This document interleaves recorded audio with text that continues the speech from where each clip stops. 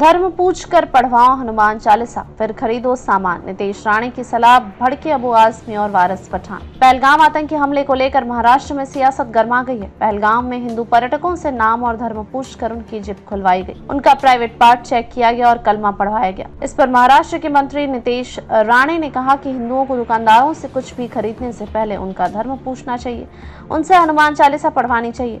नीतीश राणे के इस बयान पर अबू आजमी और वारिस पठान भड़क गए। उन्होंने नीतीश राणे पर निशाना साधा और धमकी भी दे डाली है।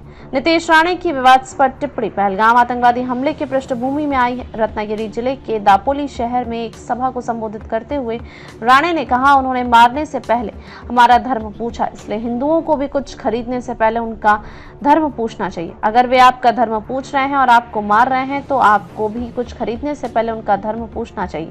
अगर वे कहते हैं कि वे हिंदू हैं तो उन्हें हनुमान चालीसा सुनाने के लिए कहें। अगर उन्हें हनुमान चालीसा नहीं आती तो उनसे कुछ भी न खरीदें।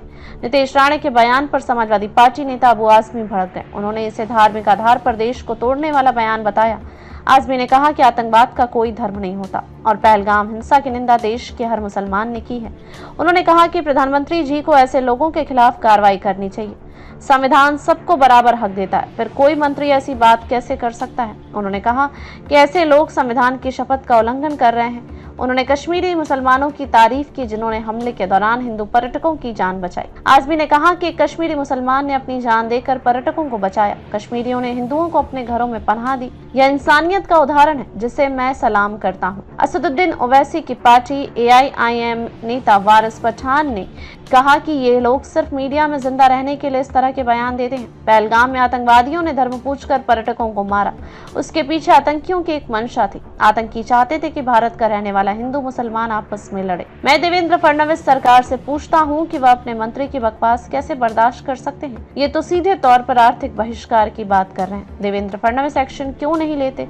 इस मंत्री पर रोक लगनी चाहिए, सलाखों के पीछे डालना चाहिए। आज देश को एकता की जरूरत है। ऑल पार्टी की मीटिंग में यही तय हुआ था, लेकिन देवेंद्र फडणवीस सरकार के मंत्री महाराष्ट्र और देश का माहौल खराब करना चाहते हैं। जब तक इन्हें जेल में डाला नहीं जाएगा, माहौल खराब करेंगे।